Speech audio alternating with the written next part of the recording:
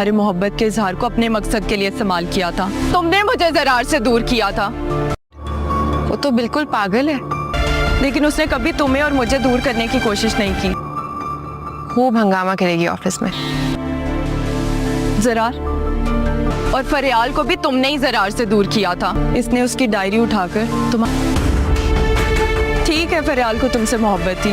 زرار کو آخرکار مہک نے سچائی بتا ہی دی. زرار کو پتا چل چکا ہے کہ سارا کیا طرح میری بہن اور ماں کا ہے. مہک اسے صاف صاف بتائے گی کہ اس دن مجھے بھی انسلٹ کرنے والی کوئی اور نہیں تمہاری سگی بہن زینیا ہے اور فریال بیچاری تو بے قصور ہے. اس کی زندگی بھی برباد کرنے والی زینیا ہی ہے. یہ تمہاری ماں اور بہن ہی ہے جو سب کی زندگی برباد کر رہی ہے اور اس کے ساتھ ساتھ تمہاری زندگی بھی برباد کر رہی ہے. ادھر زینیا اپنے ایبورشن کے معاملے میں بہت ہی کنفیوز ہے. اس سے یہ ہو نہیں پا رہا کہ وہ نہیں چاہتی کہ وہ ایبورشن کرے اور وہ یہ بھی نہیں چاہتی کہ وہ اپنے کیریئر کے معاملات میں اس بچے کو لے آئے، کیونکہ وہ جو چاہتی ہیں جیسی اس کی خواہشات ہیں تو اس کو پورا کرنے کے لیے اس بچے کو گرانا ہی پڑے گا. لیکن وہ ایسا نہیں کرے گی اور ادھر جب شہرام کو یہ حقیقت پتا چلے گی تو اس پہ بھی بہت ہی زیادہ وبال مچنے والا ہے اور آنے والے ایپیسوڈ میں ہی شہرام کو ساری سچائی پتا چل چکی ہوگی. ناظرین ادھر فریال کے کہنے پہ شانزے نے اب آفس کو جوائن کر لیا ہے تو اب فریال کو ایک اور سپورٹ مل چکی ہے آفس میں.